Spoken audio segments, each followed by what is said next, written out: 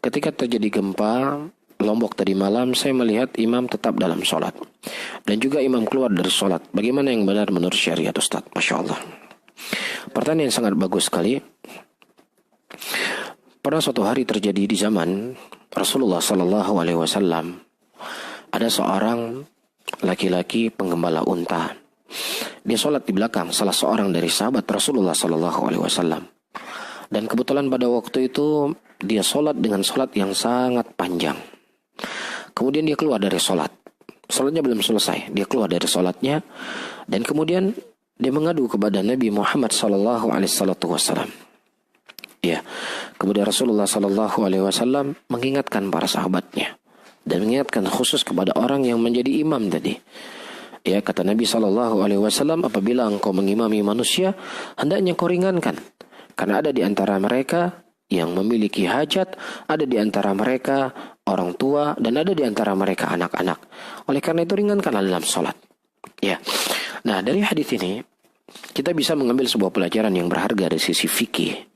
Ya, Rasulullah SAW tidak menegur laki-laki yang dia keluar dari sholat tadi.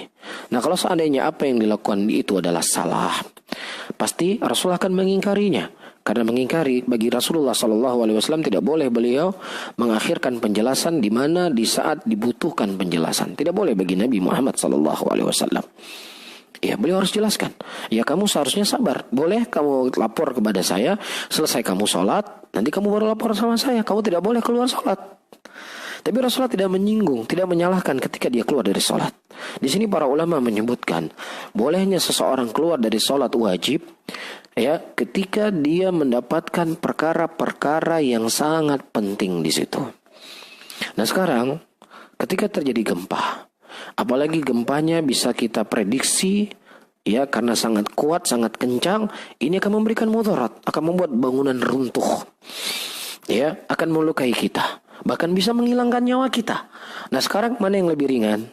Seseorang yang keluar sholat dikarenakan, ya, panjangnya imam dalam sholat karena dia kecapean, keletihan karena mengurusi unta, dengan kondisi dia harus keluar sholat, ya, kondisi terjadinya gempa yang ditakutkan akan merenggut nyawanya, mengambil nyawanya.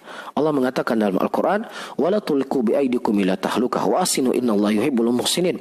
Dan janganlah engkau mencampakkan dirimu dalam kehancuran, dan berbuat baiklah, dan Allah Subhanahu wa taala mencintai orang-orang yang berbuat baik. Kemudian yang kedua, kita ketahui di dalam hukum Islam bolehnya seseorang mengucapkan kalimat kekufuran, ya, ketika itu bisa memudaratkan nyawanya, dan pisau sudah misalnya di leher. Ya, ada orang mengancam bunuh kita, pisaunya sudah di leher atau pistol. Kamu ucap kalimat kekufuran, ucapkan kalimat kekufuran.